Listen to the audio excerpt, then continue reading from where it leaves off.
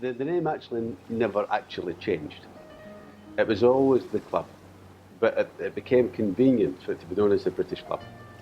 If we go back to the early 70s, I know there's a story of a chairman at the time, a man called Mike Daly, and when he was chairing a particular meeting, he made a point of saying, this is not the British Club, it's the club. Now he himself was an Irish gentleman, but I heard from somebody who was at that meeting that whilst it was never known, it was always known as the British Club, officially it's only ever been the club. But our trade license is Nadia Inglese. The taxi drivers know the British Club. Abu Dhabi residents know the British Club. So it was a euphemism, but the fact is it was always the club.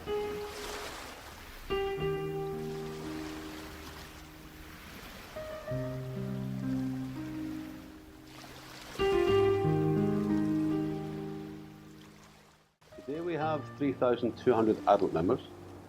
In addition to that, we have 1,250 junior members. They come, that's almost 4,500. They come from 84 countries worldwide. So we've got members from the Antipodes, we've got members from the Far East, from the Middle East, from the Levant, from Europe, from North America, South America.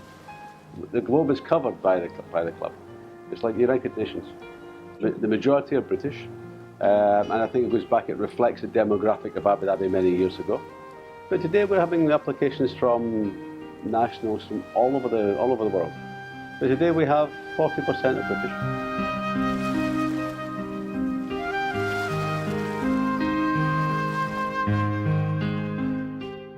In 2012 we were celebrating our 50th anniversary, having started in 1962.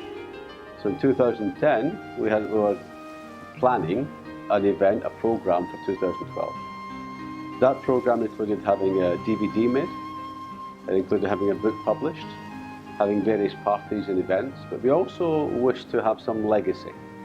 Now we looked at Abu Dhabi Plan 2030 and we looked at the art element taking place on Saadiyat Island and round about us, and we felt it would be an appropriate thing to do to have a statue or a statement or an iconic structure made to represent or to commemorate the 50th anniversary. So we commissioned a Swiss architect based in Dubai. We worked with him on a number of schemes. He presented various ideas to encapsulate this. And with the main committee at the club, we gave feedback through to Andre, and he modified the structure to what we have now. He was asked to work on a very modern structure that represented a lighthouse, but also to incorporate organic form, but Islamic and Arabic feel to it. It's quite subjective, but we think he's achieved it. And it's met with some very, very, very good responses. At night time, the tower takes on its own character. So this is a gift from the club to the people of Abu Dhabi. It's like saying we've been here for 50 years. We're proud to be here for 50 years, and this is our statement and our gift. So hopefully in another 50 years' time we can build something bigger and better.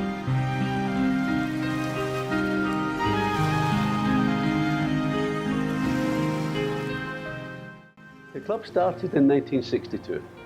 At that time there were very few expats around, and at the time His Highness Sheikh Shakput bin Sultan Al Nahyan was the ruler. He gifted some land to very few, or to the few expats who were here. The actual land he gifted was up near the existing port gates.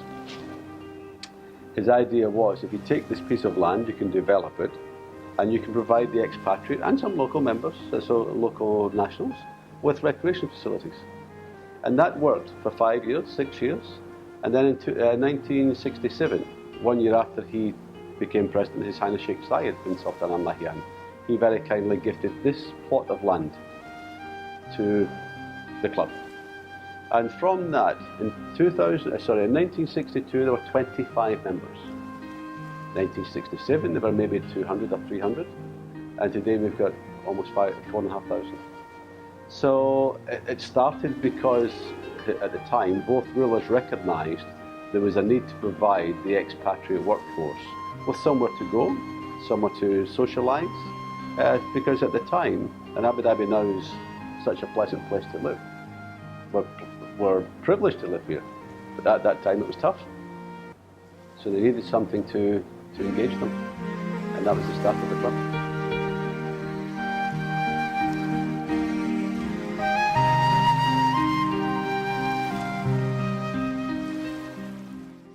I think before maybe 10, 12, 15 years ago, the club was known to be a place where we had many good restaurants and bars, and we had some recreation facilities. But now, because of lifestyle changes, the recreation facilities make up a very large part of the club. We've developed a health complex across here, which is designed in-house, using feedback from membership. So the recreation side has grown, whilst at the same time food and beverage, rather than getting more and more and more, we've got more, but not that much, but the quality has improved. So what we offer members, we offer them great networking facilities because they can meet with so many members from so many countries at so many opportunities over the course of the week, month or year. So there's big networking facilities, there's sports facilities, squash, tennis, badminton, diving, sailing, gymnasium, fitness classes, numerous fitness classes, various classes for juniors and activities for juniors. And on the food and beverage side of things, we've got one superb flagship restaurant, the Vista, which has won awards.